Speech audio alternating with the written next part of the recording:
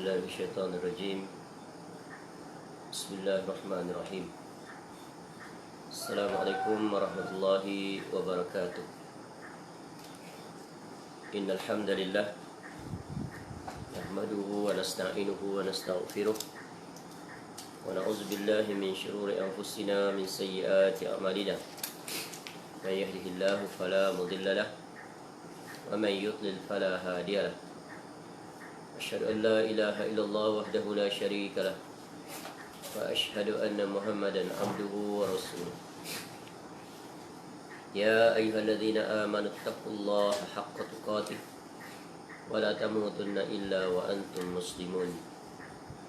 يا أيها الناس اتقوا ربكم الذي خلقكم من نفس واحدة وخلق منها زوجها وبث منهما رجالا كثيرا ونساء واتقوا الله الذي تساءلون به والأرحام إن الله كان عليكم رقيبا.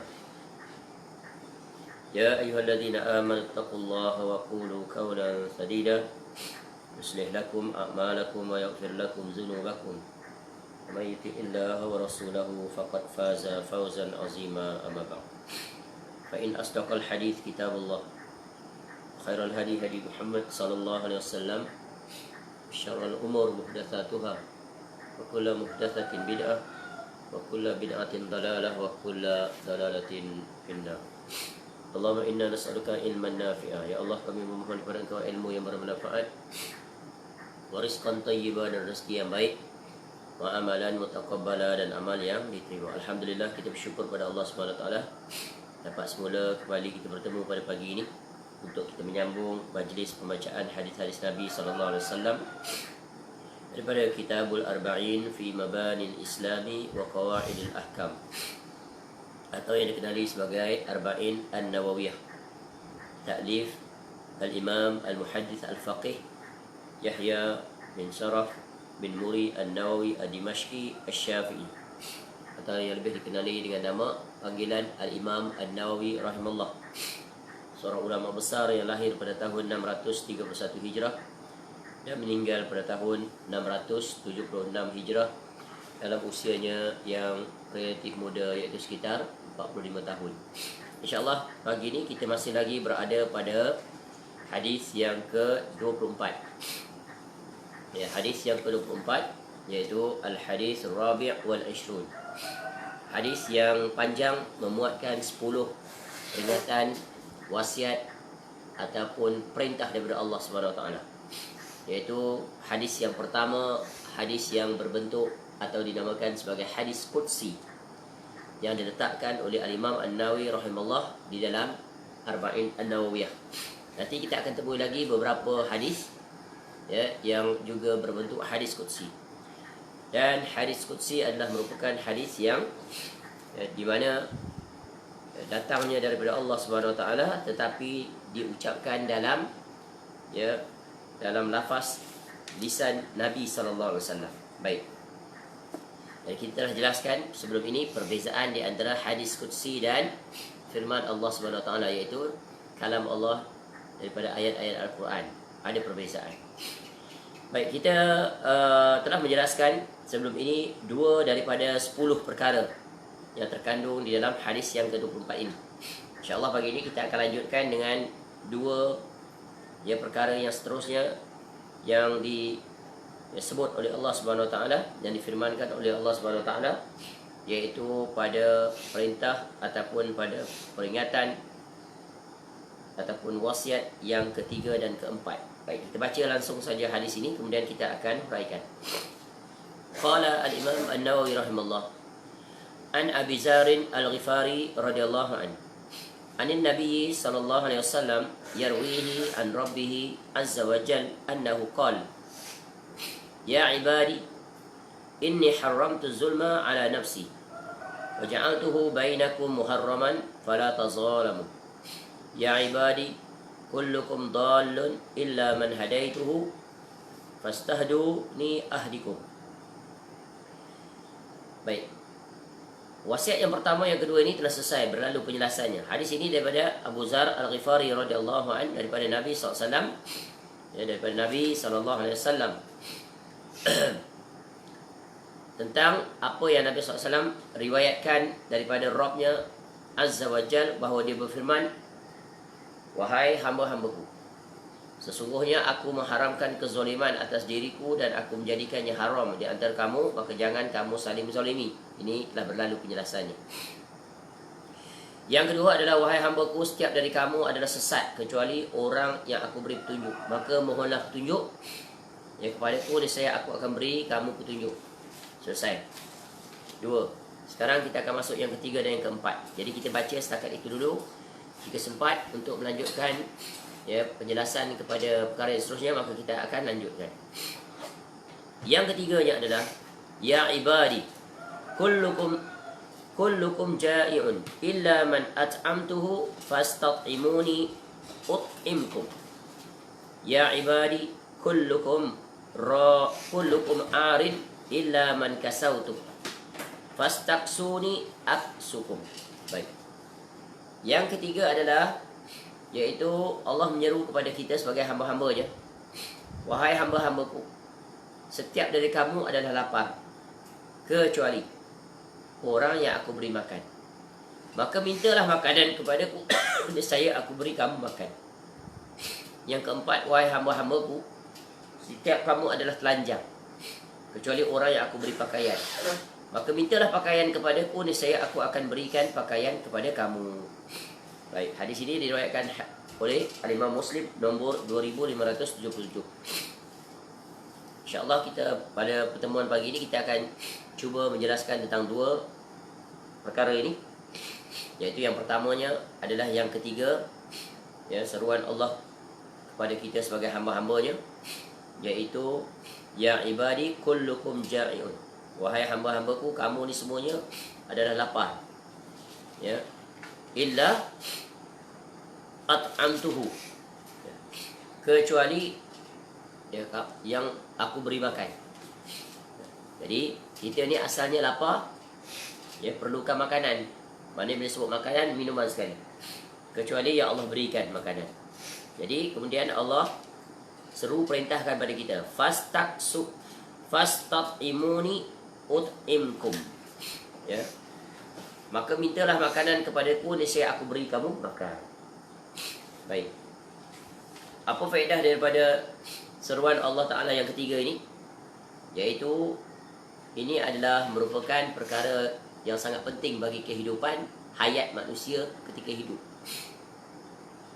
Istilahnya dipanggil keperluan paling asas bagi seorang manusia adalah makan, minum dan pakaian. Ditambah lagi yang ketiga nanti adalah iaitu tempat tinggal. Ini tiga perkara. Jadi di sini Allah Ta'ala mengingatkan kita kepada hamba-hambanya, kita ini adalah hamba. Ingat, kamu itu adalah lapar. Kamu dilahirkan untuk kamu meneruskan kehidupan, kamu perlukan makan dan minum. Seperti seorang bayi yang dilahirkan daripada kandungan rahim ibunya, dia keluar dalam keadaan menangis, apa yang dia inginkan? Iaitu dia inginkan apa?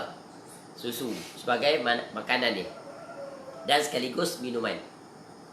Allah jadikan susu ibu itu adalah minuman dan makanan sekaligus, terkandung padanya zat-zat untuk dia membesar. Kemudian sampai satu peringkat barulah dia mula merasai makanan yang berbentuk pepejal, solid. Tengok, Allah jadikan sungguh satu keistimewaan kepada kita.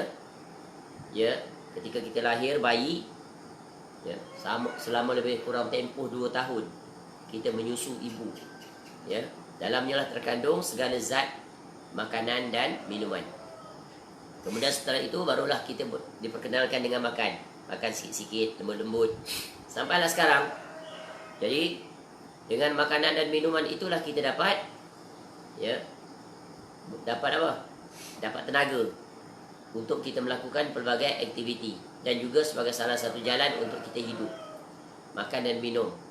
Makan untuk mengusir rasa lapar, minum untuk mengusir rasa dahaga. Tanpa kedua-duanya ini manusia akan mati. Tanpa kedua-duanya ini manusia akan mati. Bila tidak ada makanan, lama kelamaan manusia akan mati. Begitu juga air. Tidak ada air, dahaga, badan kita sebahagian besarnya didominasi oleh cecair yang datang daripada air ditukar dalam bentuk darah dan sebagainya. Ya. Kemudian makanan-makanan kita itu diproses dengan adanya air. Ya. Usus kita itu dapat memproses kerana ada kandungan air, kemudian dapat diserap, kemudian ditukar menjadi darah, mengalir ke seluruh anggota tubuh badan. Maka berfungsilah kita dengan sebaik mungkin. Jadi maknanya makan minum ni adalah perkara yang sangat penting. Dia keperluan fizikal tubuh badan. Ya. Begitu juga pakaian. Nanti kita akan jelaskan. Pakaian kita lahir dalam keadaan telanjang. Ya.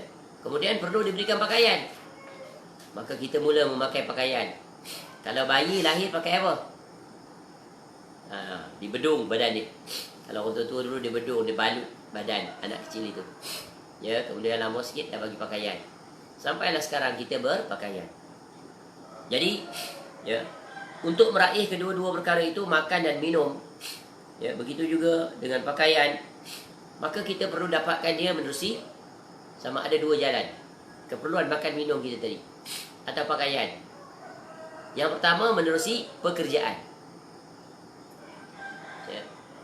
Ketika mana kita lahir, ya, kedua ibu bapa kita bekerja atau salah seorangnya bekerja, ya, kemudian dengan wang itu maka dia membeli pakaian, betul kan? Buat persiapan untuk memakaikan anaknya. Begitu juga makan minum, perlukan, ya, didapati menerusi apa? Dengan ada wang. Wang diperolehi menerusi pekerjaan. Begitu juga, ya, meraih kedua-duanya makan minum pakaian didapati menerusi pemberian orang yang bagi. Jadi dua jalan. Tapi jalan yang mendominasi adalah menerusi pekerjaan. Jadi menunjukkan, ya, makan minum ini adalah, ya, dia adalah anugerah Allah. Ya, sebab itu Allah Subhanahu Wa Taala menyeru kita, mengingatkan kita, ya, kullukum ja'iun, kamu ni asalnya semua lapar.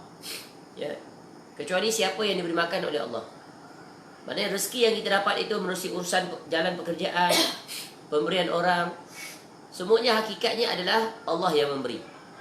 Kita berusaha, maka kemudian Allah memperkenankan usaha kita, maka dapatlah kita wang, kemudian kita boleh membeli pakaian. Betul kan? Atau Allah menggerakkan hati orang lain untuk memberi hadiah atau sedekah pakaian. Macam contoh anak yang baru dilahirkan, bayi itu, ya, gembira kedua ibu bapa dia. Kemudian akan ada rakan taulan datang bawa hadiah, betul kan? Biasa hadiah yang diberi pada bayi apa?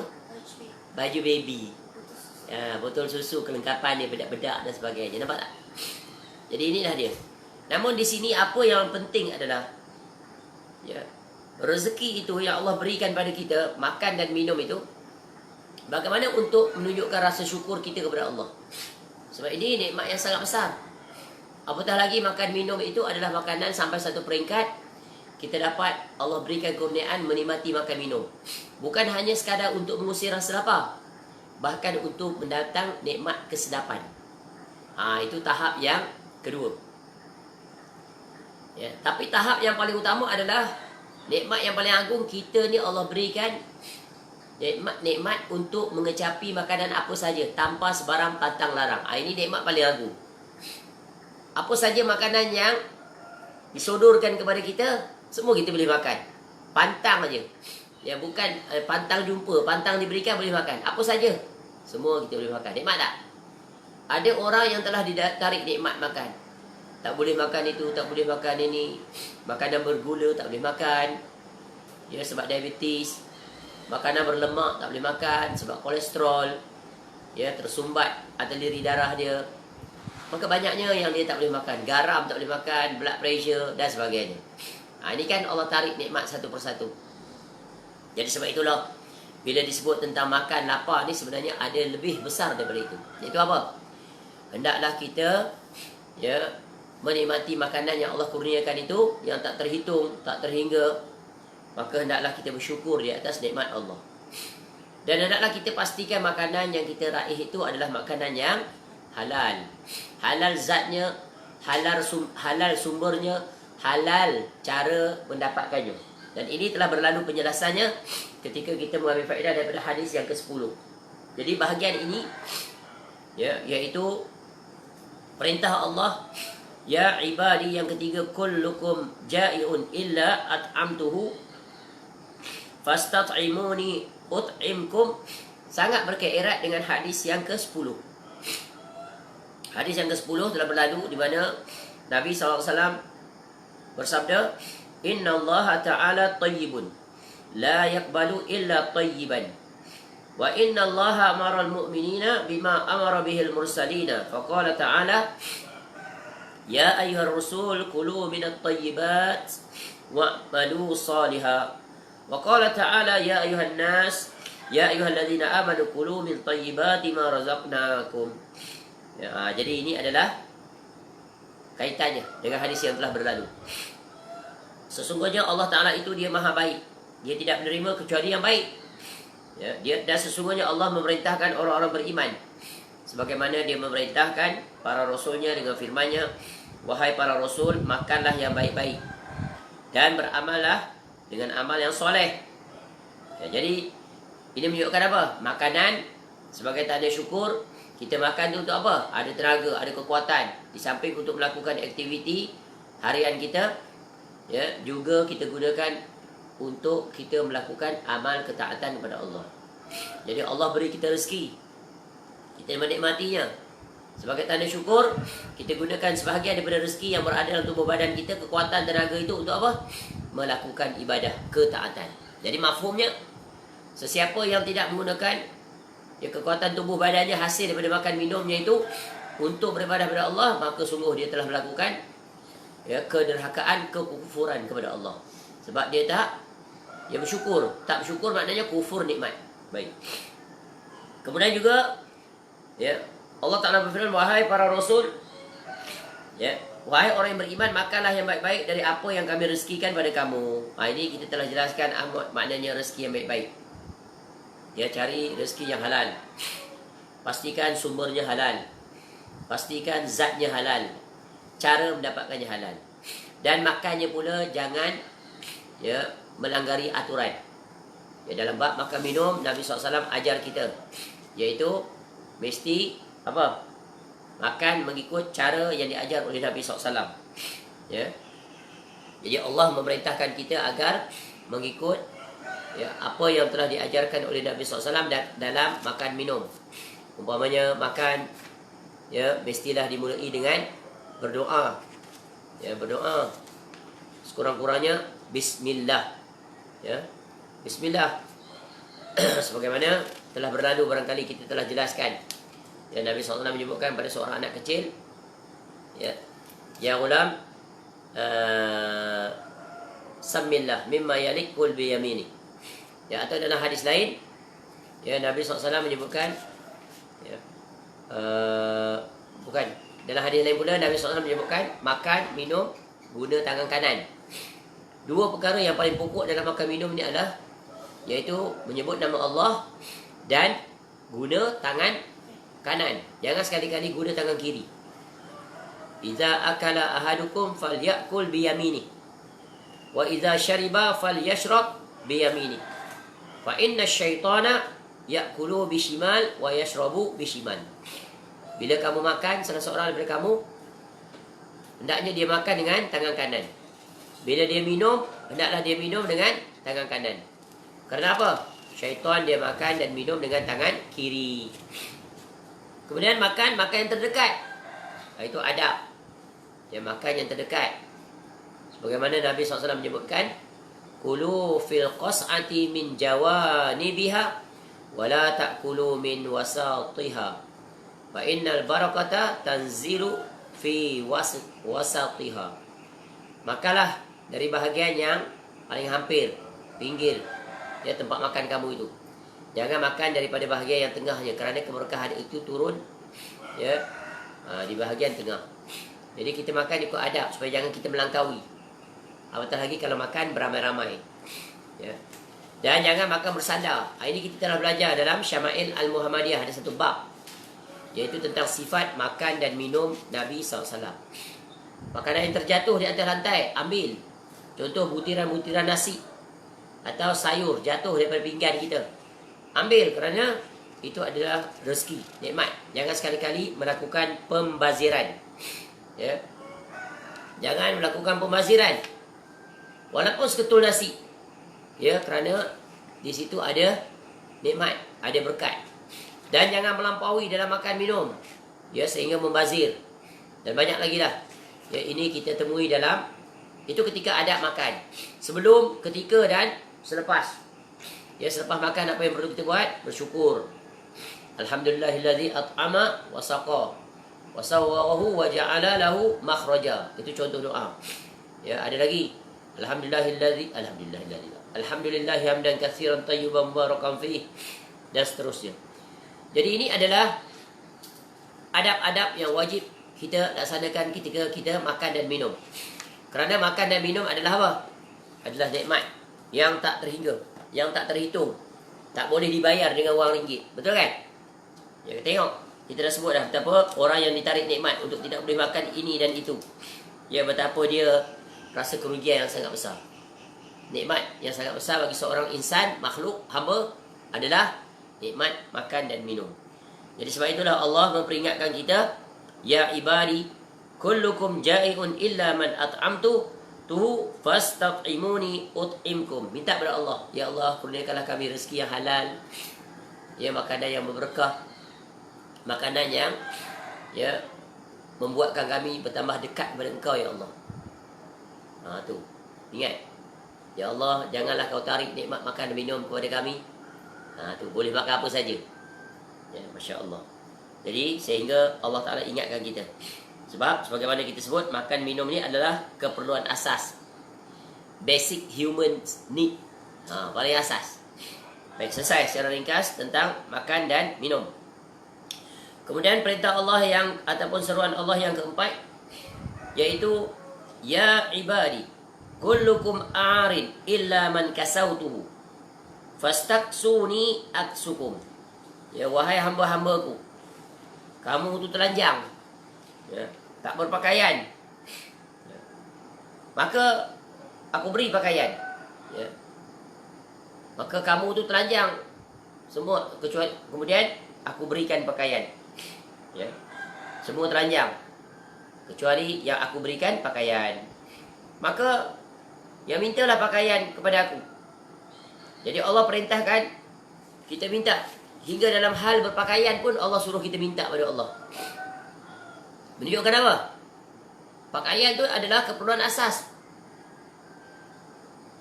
Ada tak di zaman sekarang kita tengok orang telanjang tak pakai pakaian? Ada tak? Ada. Tadilah bayi yang baru lahir. Selain daripada itu tak.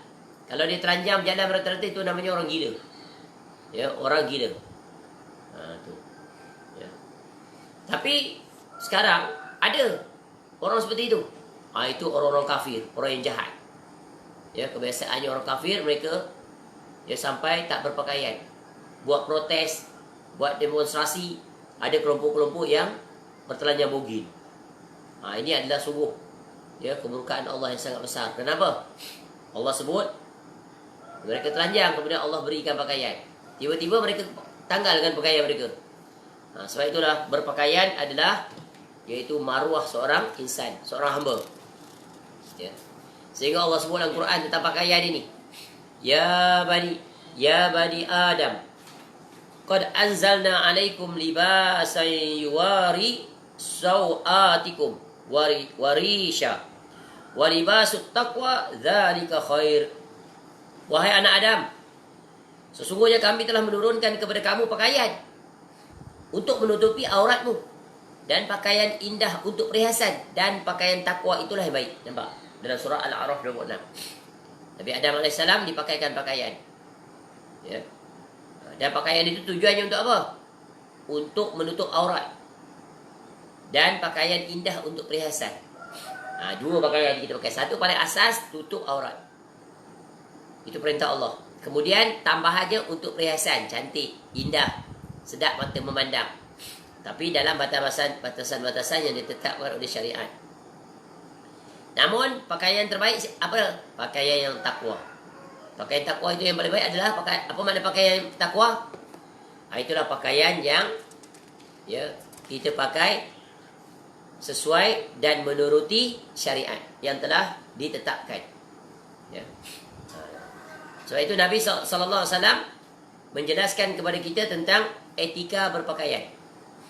Dan etika berpakaian inilah yang wajib kita patuhi, dan itulah merupakan tanda syukur kita kepada Allah di atas anugerah Allah berikan kita pakaian. Ya. Ada orang dia mewah dengan pakaian. Kenapa? Allah menggunakan rezeki dia yang tak terhingga. Ada orang miskin sekali dengan pakaian. Pakaiannya pun dah buruk, lusuh, jumpa camping. Ya, ada pun barangkali sepasang atau dua pasang saja. Ada orang almarinya penuh. Ya, penuh. Bukan untuk seminggu, barangkali untuk sebulan. Tiap-tiap hari dia boleh pakai baju yang berbeza-beza. Bahkan bukan itu saja, mahalnya pakaiannya. Dia mahal sekali. Satu pakaiannya barangkali boleh beli 10 pakaian orang lain. 10,000, 1,000, ratus. Tak ada puluh-puluh dia. Tak ada ratus, ribu-ribu semuanya. Nampak tak? Ya. Jadi itu nikmat yang Allah berikan, setiap orang berbeza-beza. Namun ukurannya yang paling penting adalah pakaian itu adalah pakaian takwa. Maknanya pakaian takwa itu adalah apa? Pakaian yang sesuai dengan syariat. Namun begitu dalam hal berpakaian, Nabi SAW ajar kepada kita, Inna Allaha jamilun yuhibbul jamal, al-kibru batarul haq, wa ghamtun nas. Ya, sesungguhnya Allah itu indah. Ya. Maka dia suka pada keindahan. Sombong adalah menolak kebenaran dan suka meremehkan orang lain. Apa kaitan ni? Yaitu berpakaian jangan membawa kepada kesombongan. Sebab banyak orang terkena penyakit sombong menerusi pakaian. Ya, pakaian dia tu.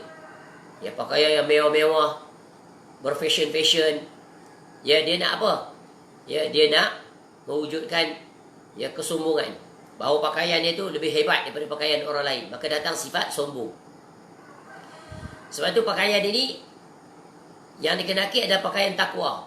Lawan padanya adalah pakaian sombong. Apa contoh pakaian yang sombong ni? Iaitu memakai pakaian-pakaian yang sangat mewah, padahal dia mampu untuk meninggalkannya.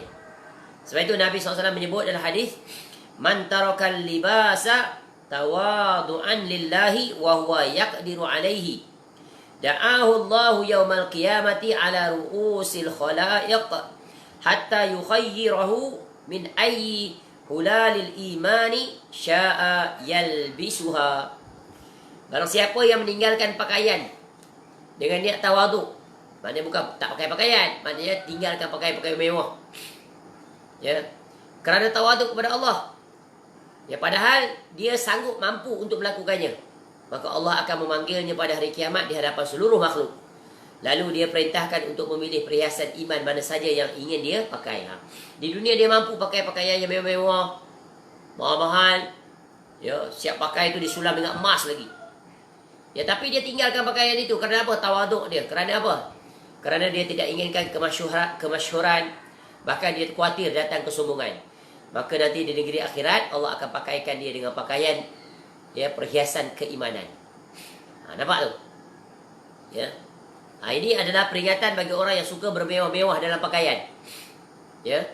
Menunjuk-nunjuk berbagai fashion dia peragakan. Tujuan apa? Nak menarik orang.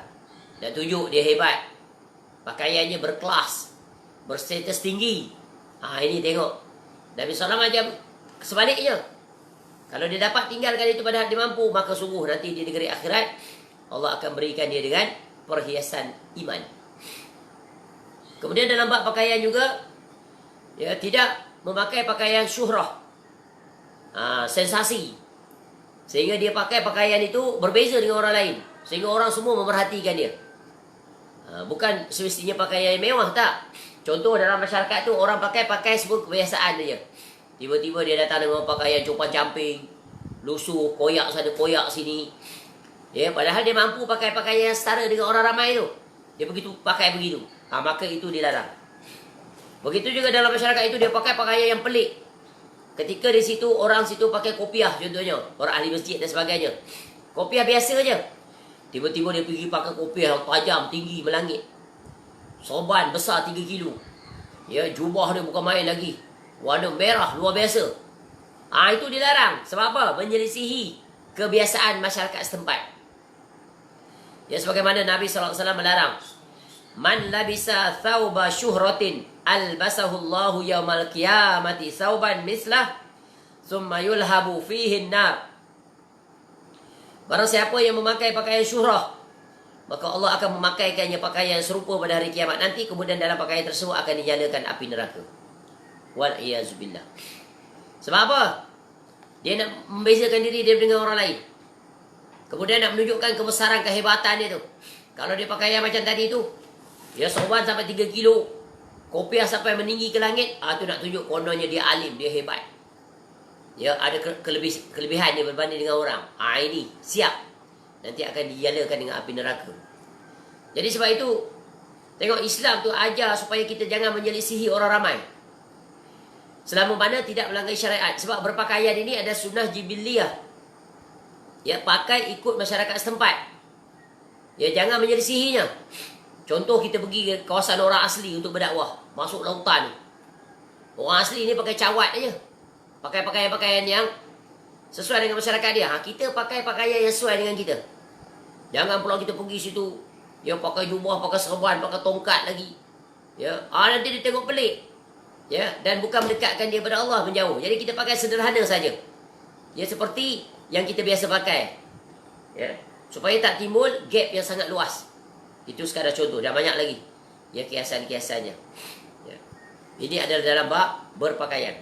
Kemudian Nabi SAW ajar kita berpakaian adab. Mulakan daripada kanan. Ya, mula daripada kanan. Ya, kemudian melepaskan pakaian dari arah kiri.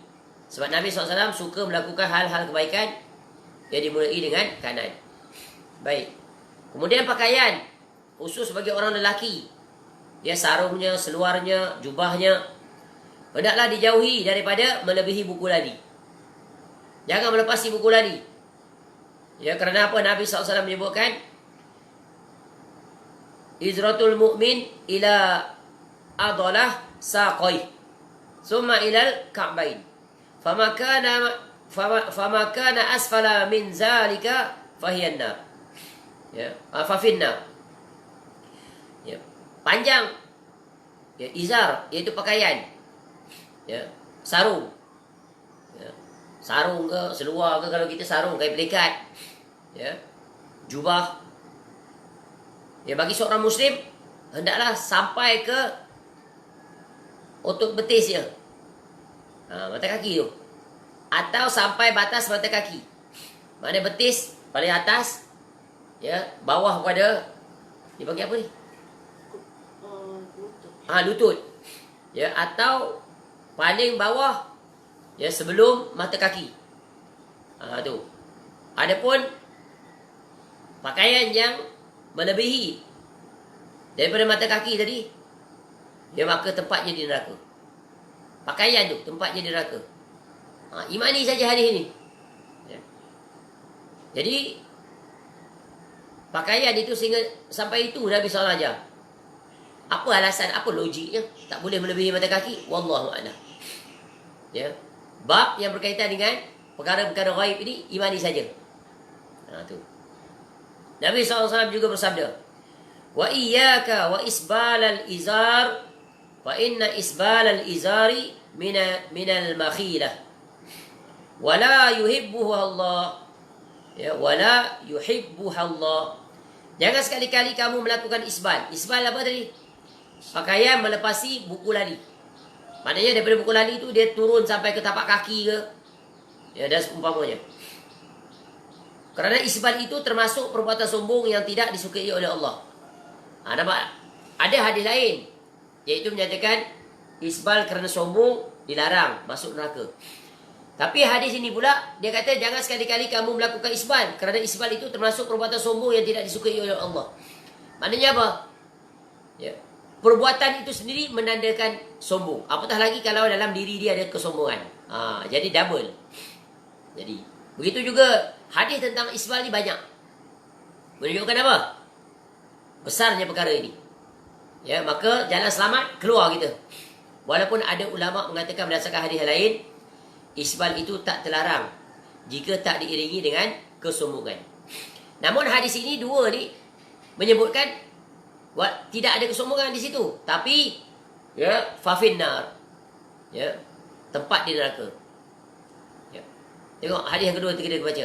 Jangan sekali-kali kamu melakukan isbal. Kerana isbal itu termasuk perbuatan sombong. Perbuatan dia. Bukan dengan etikad tadi, pelaku dia. Jadi, ya bila disambung, bila digabungkan dua-dua ni, dan hadis-hadis yang lain, jalan selamat bagi kita adalah apa? Iaitu tidak isbal. Sebab, selamat kita. Ya, pasti selamat. Ya.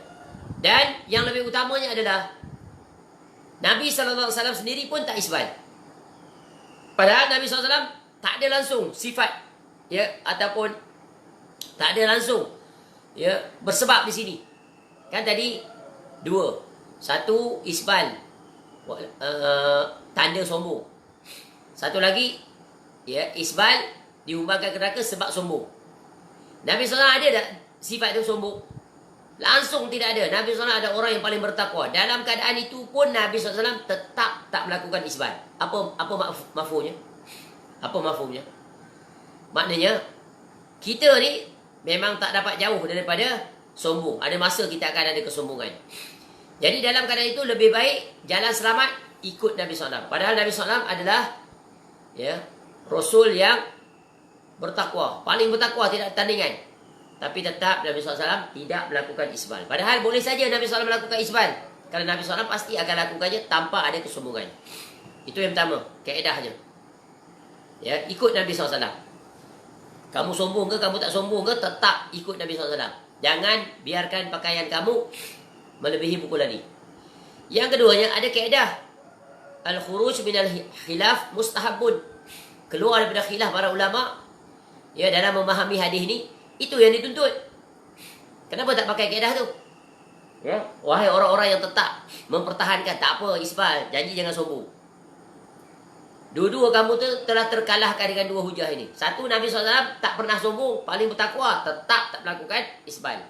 Dan kita diperintahkan untuk mencontohi Nabi SAW. Itu yang pertama. Ini dalil yang takkan ada orang menolaknya. Ya, sebab Nabi SAW contoh teladan. Ya. Yang kedua, kaedah tadi. Kan ini ada kata ulama kata tak apa, ada yang apa. Jalan selamat pilih yang mana? Yang longgar ke yang ketat? Yang ketat, iaitu, ya, keluar daripada itu pegang asal, iaitu tak isbal. Tu. Ya, selamatlah kita. Ya, pasti selamat. Tapi kalau kita pegang yang, oh saya tak sombong, sebab tu saya isbal, nanti negeri akhirat tengok yang tepatnya adalah yang ni, yang tadi tu. Ya, pakai lebih daripada buku lali ke neraka dia. Kena itu. Macam mana kita nak selamat di situ? Wahai orang yang cerdas. Ya. Padahal isbal itu perkara yang tak sulit pun. Ya. Untuk menyingkatkan seluar di atas buku lali sikit saja. Kenapa tak lakukan? Sombong sebenarnya. Ini khusus, jangan salah faham. Ini khusus untuk lelaki. Ya. Bukan untuk wanita. Wanita ada hukum lain tentang pakaian. Cuba lihat ancaman yang sangat keras daripada Allah. Ya, tentang orang yang isbal. Salasatun la yukallimuhu Allahu yawmal qiyamah wa la yanzuru ilaihim wa la yuzakkihim wa lahum azabun alim. Qal al-musbil wal mannan wal munafiqu sil'atahu bil khalifil kadhib. Takut tak dia hadis ni? 3 jenis orang yang pada hari kiamat nanti Allah tidak akan mengajak mereka berbicara. Tu Allah tak nak bicara. Allah tak nak melihat mereka. Dan Allah tidak menyucikan mereka. Dan bagi mereka azab yang pedih. 4 dia dapat. Ya, sungguh ini satu perkara yang sangat menakutkan. 3 jenis manusia ni akan dapat 4 perkara ni daripada Allah. Pertama, Allah tak nak berbicara dengan dia. Habislah. Bila Allah tak nak berbicara dengan kita, gelap masa depan. Ya, alamatnya ke neraka. Tu tanda satu cukup dah. Tanda kedua apa? Allah tak nak tengok. Padahal melihat wajah Allah itu nikmat yang teragung. Ya, kemudian yang ketiga, Allah tak nak sucikan mereka. Ya. Allah tak ampunkan dosa mereka. Tu. Yang keempat, inilah dia. Kesudahannya. Iaitu Allah mengazab mereka dengan neraka. Lalu Nabi SAW bersabda, siapa mereka itu mula-mula? Al-musbil. Orang yang memanjangkan pakaian melebihi buku lali. Nabi SAW tak sebut sini. Sebab sombong ke tak? Jadi hadis-hadis ni bila digabung menakutkan. Ya, yang peliknya kenapa orang yang faham tentang hadis-hadis ni tak nak menjalankan perintah ini? Kalau orang awam kita kira lain. Dia baca hadis semua ni, dia tak takut ke? Ya. Tapi begitulah bila terkena syubhat. Syaitan ni bijak ni. Datang. Ya, melonggar-longgarkan, memudah-mudah. Tak apa, kita orang tak isbal. Kita orang isbal pun tak sombong. Sebenarnya ungkapan dia tu sendiri dah sombong lah. Itu dah sombong lah. Sebab apa? Sebab apa? Sebab Nabi SAW sendiri mencontohkan Nabi SAW tu tak sombong. Tapi dalam keadaan tak sombong, Nabi SAW tetap tak isbal. Menunjukkan apa? Nabi SAW nak tunjukkan pada umat dia, ikut dia. Ikut Nabi SAW. Ini penyakit ni. Sebab itu kadang-kadang kita lihat orang awam lebih mudah untuk menghidupkan sunnah ni. Betul kan? Dia dengar je hadis dia sampai terus dia buat. Apa payahnya ni buku lari kita ni? Ni seluar selalu beli. Seluar pula selalu beli yang dibuat oleh orang ni. Kilang-kilang selalu lebih daripada ni. Betul kan? Seluar jeans ke? Orang muda kan suka pakai seluar jeans.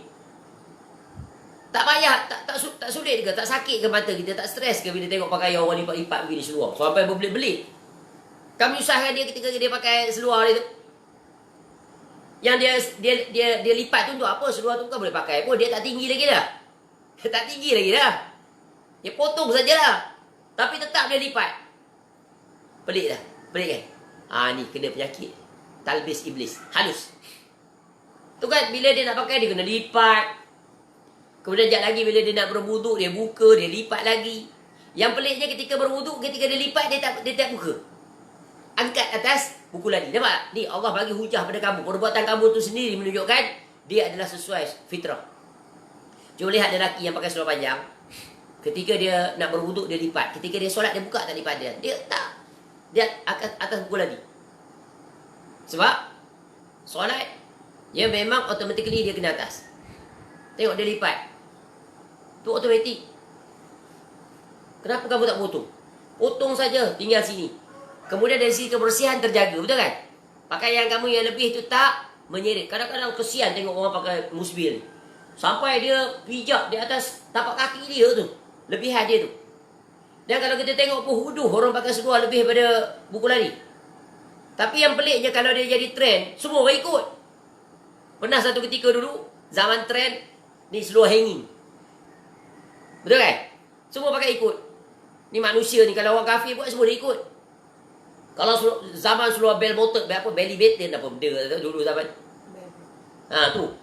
Kembang kat bawah, kecil kat tengah, kembang balik sini. Ada pula yang cut straight kecil, sekarang lagi penyakit. Fit body, kecil tu, apa straight cut? Fit tu.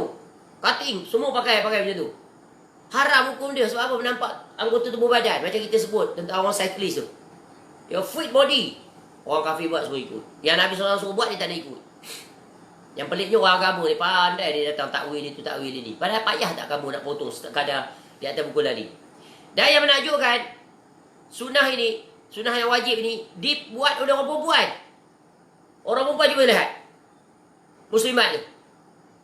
Kebanyakannya pakaian mereka atas buku lari. Kalau dia pakai kasut tinggi, nampak kasut dia. Nampak tapak kaki dia. Nampak ni, bawah ni betis dia. Wanita semua lihat kebanyakannya. Padahal haram. Wanita dia wajib memanjangkan sejengkal daripada buku lari. Tengok Nabi SAW kata apa. Ya, para wanita wajib memanjangkan pakaian mereka. Pakaian yang bawah ni. Ya, agar kedua kakinya tidak kelihatan. Zailul mar'ati shibrun. Panjang hujung kain wanita adalah sejengkal di bawah mata kaki. Ni. Mesti dia tapak atas tanah ni. Tutup kaki dia tak nampak. Yang peliknya waktu solat dia tutup. Pakai stokin lagi. Pakai mukena putih tu lagi. Padahal pakai jubah dia cukup dah. Tapi ketika luar solat dia buka habis. Nampak balik. Ya, pakai kasut dapat tinggi lagi nampak. Nampak betis lagi. Tak pakai stokin pula. Lagi nampak. Ketika dia duduk kat pejabat dia. Dia duduk atas kerusi, duduk kat kantin. Orang bukan tengok dia, orang nampak kaki dia. Dia terkodik kat bawah. Nampak tak? Ni, bencana. Dua-dua je bencana. Yang lelaki isbal, yang perempuan tak isbal, terbalik. Allahumma musta'an. Kenapa jadi demikian? Inilah Allah ingatkan ni. Kamu tu telanjang. Jangan kamu telanjangkan diri. Telanjang tu bukan maksudnya telanjang 100% saja, tak. Telanjang tu kata Nabi SAW berpakaian tapi telanjang. Betul kan? Para wanita pakai tapi telanjang. Apa maksud telanjang? pakai tak ikut spesifikasi syariat.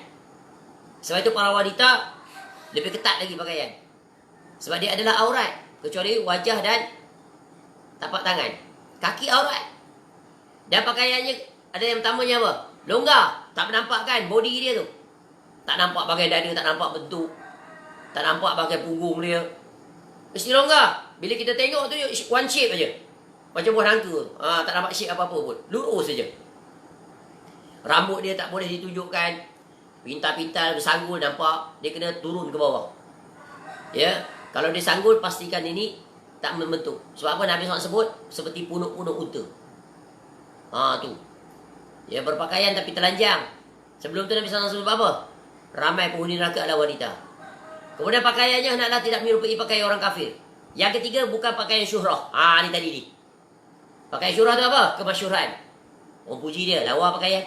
Cantik lah you punya fashion hari ni. Kena kat situ dah. Jadi wahai wanita, ingat. Takkan kamu nak terpilih sebagai yang paling banyak penghuni neraka. Sebab tu bab yang kelima pesanan daripada Allah, peringatan daripada Allah ni. Yang keempat, ya ibadi kullukum arin illa man kasautuhu, ni sangat besar. Takutlah kepada Allah, jangan takut pada manusia. Malulah kepada Allah, jangan malu pada manusia. Ya, sebab itu pakaian terbaik wanita ni ada pakaian yang diistilahkan pakaian jubah. Jubah. Kemudian warnanya tidak menarik. Pakaianlah warna gelap, warna hitam, warna coklat, warna apa sajalah. Ya. Itu jalan selamat, paling selamat. Ya. Tapi bila kita tukar pakaian itu jadi pakaian yang cantik, indah, dah, dia bukan hanya sekadar perhiasan, tapi perhiasan yang berbentuk syuhrah. Maka orang akan tertarik pada kita, lawan jenis kita, bukan mahram. Itu bencana. Ya, hari ini para wanita diajar begitu. Berfashion, pakaian macam-macam bentuk. Ya. Buat muka baju cantik-cantik. Tujuan untuk apa cantik? Cuba tanya. Untuk menarik orang pada kita, betul kan? Khususnya para lelaki puji. Ada tu sengaja pakai ketat-ketat lagi. Nak puji bentuk tubuh badan dia. Dia suka, ada pelik jenis manusia begitu. Wanita ni, dia suka orang puji bentuk badan dia sehat. Seksi. Begitu juga lelaki, sama juga. Mentang-mentang lah badan saduk, pergi gym, pakai baju ketat, nampak ketul-ketul badan tu. Tu seksi orang lelaki pula. Tu haram hukum dia. Syuhrah dan menarik perhatian.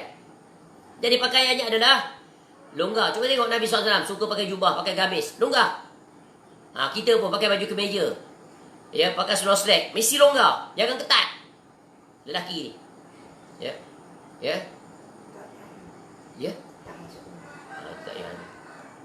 Dan jangan selamat baju kita pakai tuck out, bukan tuck in. Orang lelaki. Tapi ini dah kena pengaruh pakaian orang kafir. Pakai dalam, masuk dalam. Cuba lihat orang lelaki, minta maaf cakap. Kalau dia pakai tuck in, ketika dia duduk, kita akan nampak bentuk depan dia. Yang apatah lagi dia pakai seluar ketat. Aib, tapi orang dah anggap biasa. Ya. Kemudian cuba tengok. Anggota depan belakang dia mesti nampak kalau dia pakai seluar tuck in. Tambah dia badan gemuk pula. Nampak aib sekali. Anggota kubul dan dubul dia pasti nampak. Sebab dia sempit, ketat. Sebab tu kita pakai pakaian tuck out. Sebab apa kita tuck in? Ikut cara orang kafir. Orang kafir ajar kita pakai tie, bagai-bagai. Itu bukan pakaian kita, pakaian dia. Tapi tak salah. Sebab tak langgar syariat. Yang salahnya bila kita tuck in. Pakai keluar. Tak beri kesan pun terhadap prestasi kerja kita. Betul kan? Prestasi kerja bukan diukur dengan pakaian. By your performance, not by your appearance. But at least you comply to the minimum requirement. But make sure not against syariah requirement. Itu nombor satu dia. Dan kita pun ada pakaian yang boleh letak keluar, betul kan? Straight cutting. Straight cut tu. Pakai baju, kita pakai baju koko, baju collar bulat ni. Kan kemas. Macam kita pakai coat tu. Coat tu kan boleh pakai keluar pun. Betul kan? Pakai pakaian tu. Ya. Malu kita, aib seorang lelaki, berdosa lagi. Ya. Cuba tengok pakaian yang terbaik. Tengok orang Pakistan. Dia pakaian dia pakaian paling comply dengan syariat. Orang lelaki dia tengok. Betul kan? Pakai apa tak tahu nama dia. Tengok dia pakai seluar apa hidup dah. Tak isbal. Tengok pakaian Pakistan tu, pakaian tradisional dia. Tu pakaian tradisional tapi comply. 100%. Dia pakai seluar macam seluar Melayu kita lah, tapi longgar, betul kan? Longgar, kemudian tak lebih pukul ladi. Kemudian dia punya baju atas dia, gamis tu. Kita pakai baju apa? Baju kurta lah istilah kita, tengok. Nampak tak? Dia depan dia tutup sampai ke lutut. Belakang tutup buntut sampai ke lutut. Mana nampak aurat dia? Kalau dia tak pakai seluar dalam tak apa. Kita dah pakai seluar slack, pakai seluar dalam lagi, kemudian tak in. Nampak seluar dalam kita tu. Malu kita. Tapi dah biasa. Sebab apa? Ingat, benda yang biasa asalnya maksiat, lama-lama orang anggap itu adalah makruf. Kecuali orang yang diselamatkan oleh Allah. Sebab tu pakaian ni Nabi SAW ajar. Jadi pakai seperti itu. Kemudian kita buat baju kemeja kita tu biar panjang, melepasi buntut kita. Orang lelaki. Itulah pakaian takwa. Tak boleh buat dia. Kita boleh lebih selesa. Bayangkan pengalaman. Ada orang pernah pengalaman dia pakai baju tak in, dia jadi trainer. Tengah-tengah pagi latihan dia lupa nak zipkan seluar dia kat depan. Bayang. Dia trainer. Terbuka zip nampak. Itu kalau pakai seluar dalam. Kalau tak pakai, aib sepanjang zaman. Nampak tak? Kalau kita pakai baju tu tak out keluar, selamat tak? Selamat. Tengok tu hikmah Allah jadikan. Banyak kebaikan. Ya, kadang-kadang zip tu koyak. Ya, ada lagi pakaian luar tu. Ini ya kena beri perhatian. Kita kena tukar cara berpakaian, penampilan sesuai dengan syariat. Jangan ikut amalan orang ramai. Pakai keluar. Ya.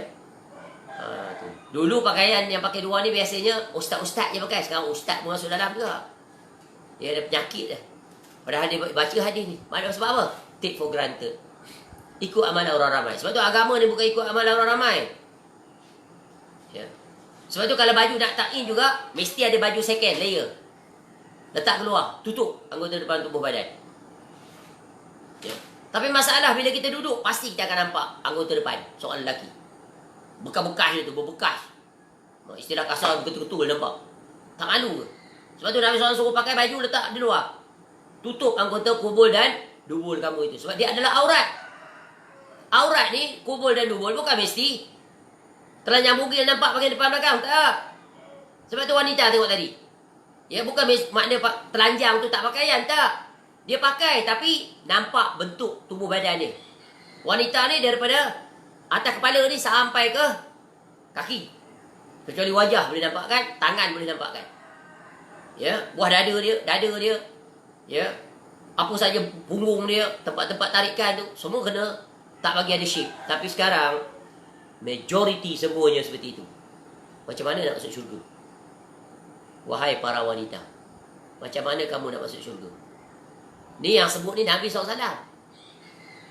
Sebab tu benarlah perkataan As-Sadiqul Masduq, majoriti penghuni neraka adalah wanita.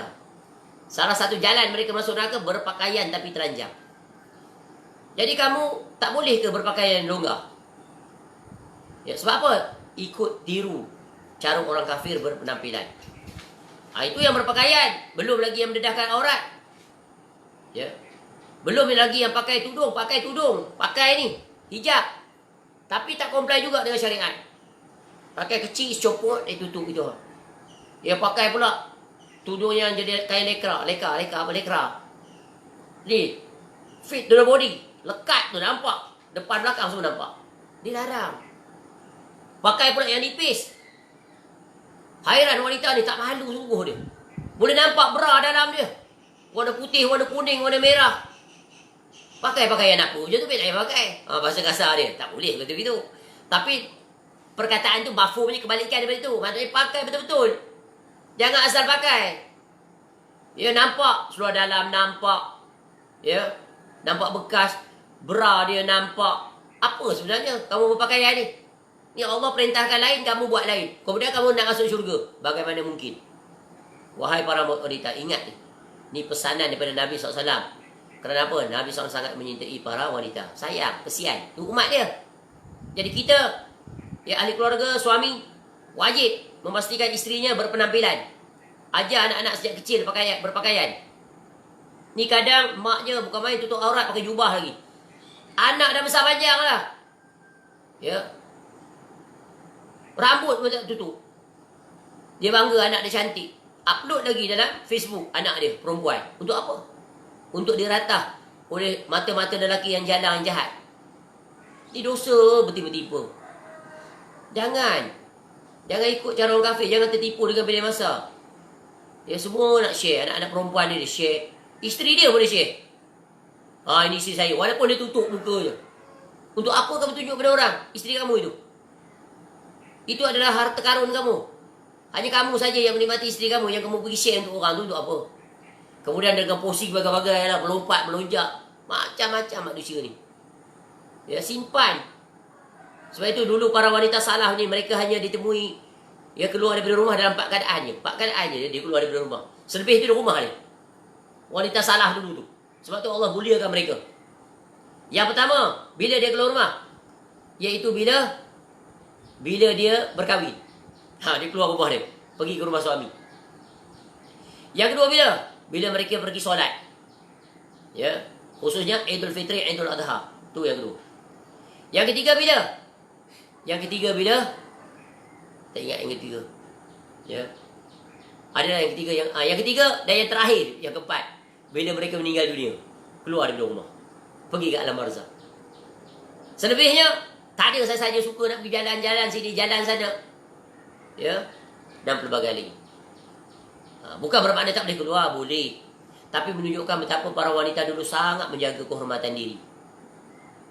Wanita yang sangat pemalu. Ya, sama ada anak gadis dia ke, yang dah berkahwin ke, malu. Cuba kalau kita tengok pergi tengah-tengah negara Arab yang masih menjaga benda ni. Macam di Yaman umpamanya. Malu perempuan tak keluar rumah dia. Duduk di rumah.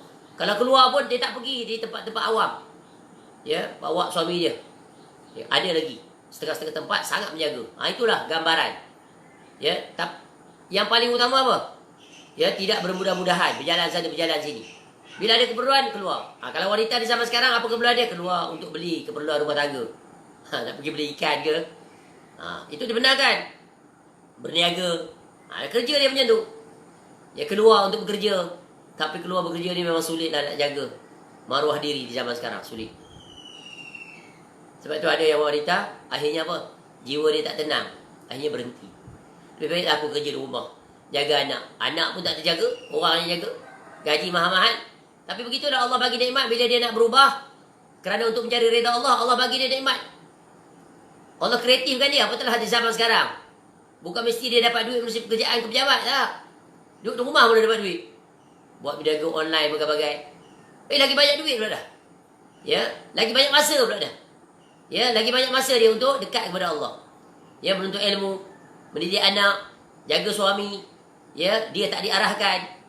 Ya, kalau pergi kerja, orang arahkan buat itu, buat ini. Kau keluar. Dia buat sale. Pergi dengan staf lelaki, naik satu kenderaan. Jumpa pula dengan klien, salam-salam tangan lagi.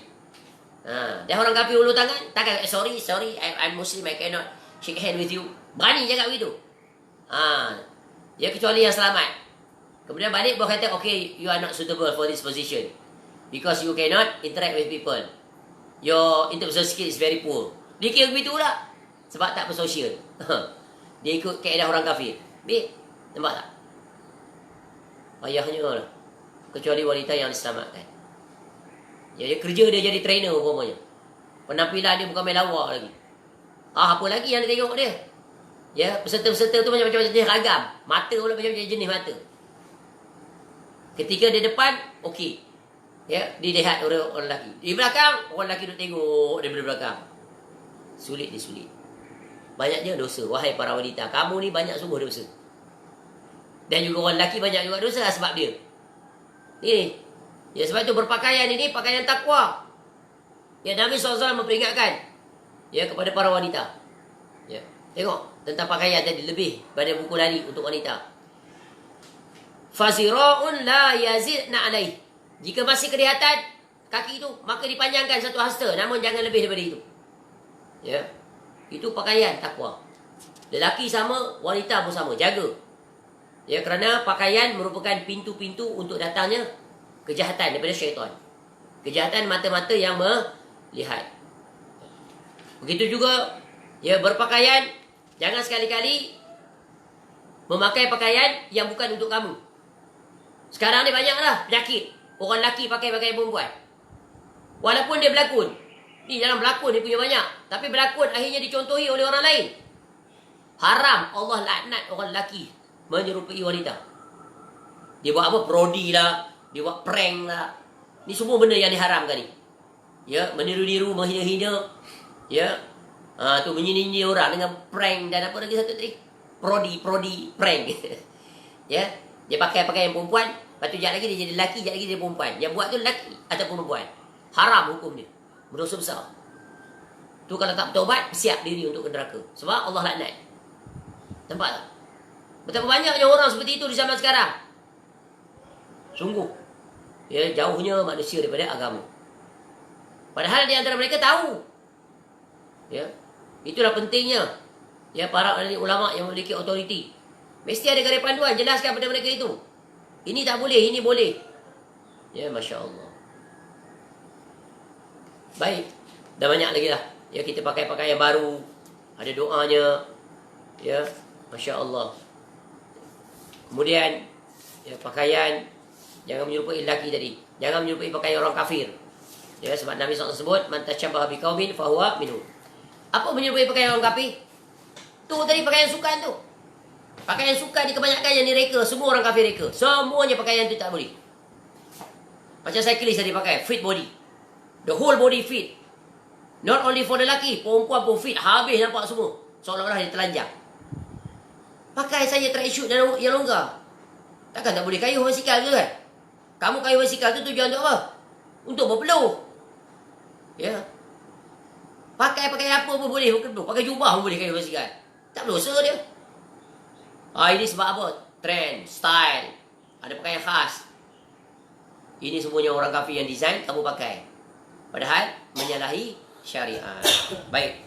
Jadi beri perhatian terhadap iaitu ya peringatan Allah, sehingga Allah menyebutkan kita hamba. Bila hamba taat, tunduk. Ya. Ya ibadi kullukum jai'un. Kamu lapar, aku bagi makan. Pastikan makannya adalah halal. Sumbernya halal, zatnya halal. Ya, jangan melampaui batas.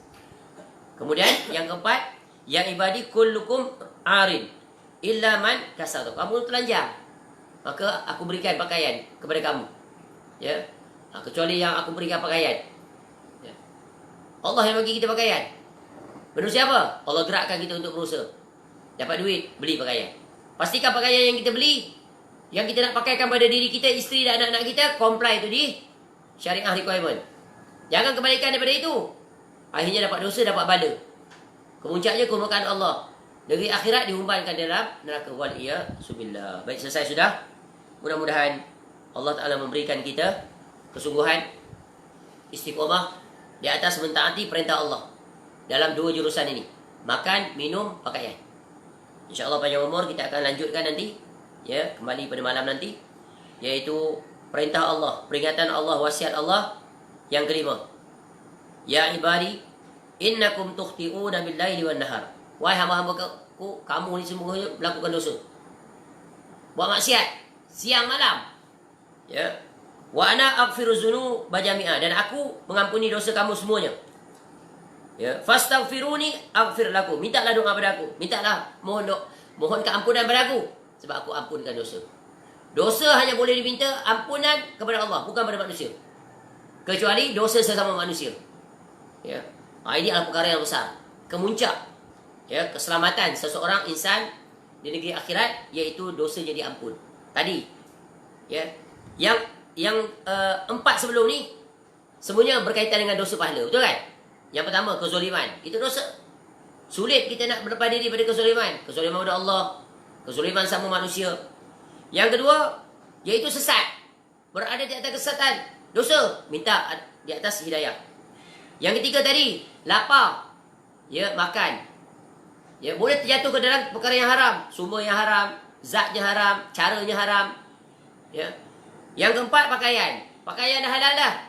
Ya, tapi pakai pakaian yang mendedahkan aurat, syuhrah untuk kemasyhuran dan sebagainya.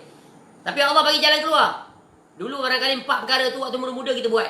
Dosa semuanya. Tapi jalan selamat ada lagi, Allah bagi peluang. Iaitu kamu berdosa siang malam, minta ampun pada aku. Aku pasti ampunkan, insya-Allah. Nanti bab ini kita akan huraikan dengan terperinci. Jadi hadis yang ke-24 ini huraiannya terperinci. Ya, sebab apa? Setiap satu tu sangat besar sekali. Ya, faedah atau mudaratnya yang perlu kita ketahui supaya kita selamat. Selamat di dunia, selamat di akhirat. Dunia ini adalah ujian. Ya, dapat menghadapi ujian dengan iman. Sebab itu apa saja yang disampaikan daripada qala Allah wa qala Rasul, ya dia pasti tidak akan muwafaqah dengan nafsu. Dia pasti tak akan selaras dengan bisikan syaitan. Maka apa yang perlu kita buat? Lawan, mujahadah, kalahkan dia, supaya kita sentiasa berada di pihak pemenang. Bukan hanya kita menang di dunia, tapi yang kemuncak mutlak kita ingin kemenangan di negeri akhirat. Faman zuhziha 'anil nar wa udkhilal jannah faqad faz. Ya, barang siapa yang dijauhkan oleh Allah daripada azab api neraka, masuk ke syurga, itulah dia kemenangan yang sebenar. Ya, keberuntungan yang sebenar. Dan itulah yang ingin kita raih, yang kita perjuangkan siang malam, ya, ketika kita hidup, untuk mendapat kejayaan mutlak yang hakiki, iaitu Allah ampunkan dosa-dosa kita, Allah redha kita sebagai hamba-hambanya, Allah terima amal-amal kita, Allah masukkan kita ke dalam syurga. Semoga Allah Ta'ala memasukkan kita ke dalam syurga bersama dengan pengarang kita ini, Al-Imam An-Nawawi rahimahullah, yang sangat besar jasanya mengetengahkan hadis yang ke-24 ini kepada kita, supaya kita dapat berjalan di atasnya. Dan kita dapat bersama nanti di atas jalan ini, ya, jalan yang ditunjukkan oleh Nabi SAW. Semoga kita dapat diterima, ya, oleh Nabi SAW sebagai, ya, umatnya. Dapat bersama di dalam syurga ma'alladzina an'amta 'alaihim minan nabiyyin was-siddiqin wasyuhada'i was-salihin wa hasuna ulaika rafiqa. Wallahu a'lam. Segala kebaikan semuanya adalah daripada nikmat limpahan Allah kepada kita, dan kita bersyukur di atas nikmat Allah yang berupa kebaikan, ya, hidayah dan seumpamanya. Segala kekurangan semuanya adalah daripada kesilapan, kelemahan, dosa-dosa yang kita lakukan. Semoga Allah mengampuni kita kesemuanya. Subhanakallahumma wa bihamdika asyhadu an la ilaha illa anta astaghfiruka wa atubu ilaik. Wa sallallahu ala nabiyyina Muhammad wa ala alihi wa sahbihi wasallam. Wa akhiru da'wana anil hamdulillahi rabbil alamin. Assalamualaikum warahmatullahi wabarakatuh.